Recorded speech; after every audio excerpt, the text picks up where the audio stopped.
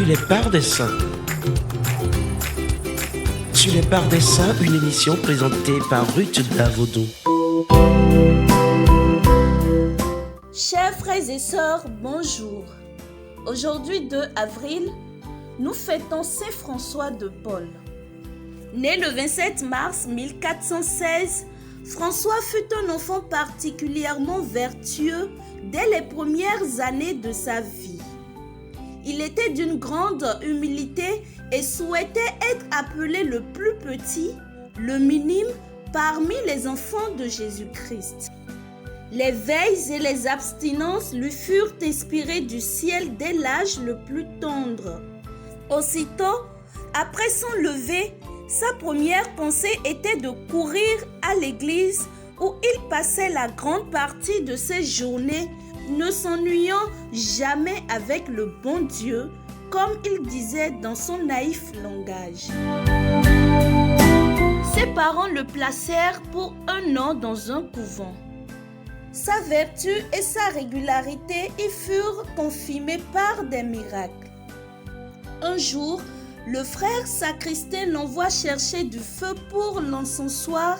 Il y court et n'ayant pas d'instrument, remplit sa robe de charbons ardents qu'il dépose avec les doigts, un à un dans l'encensoir, sans avoir ni sur les doigts, ni sur son vêtement la moindre trace de brûlure.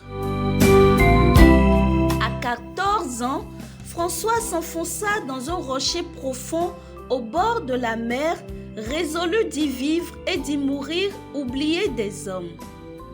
Mais Dieu lui envoya une foule de disciples, si bien qu'au bout de 6 ans, il lui fallut bâtir un grand monastère.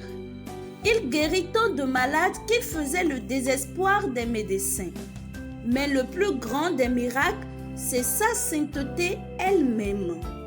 La nuit, pendant que ses frères dormaient, il priait encore. François de Paule meurt le 2 avril 1507. Il fut canonisé par le pape Léon X en 1519.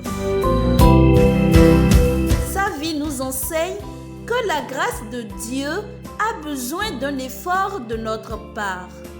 Il faut que nous soyons dans des dispositions vertueuses pour mieux accueillir et fructifier les dons que le Seigneur nous fait.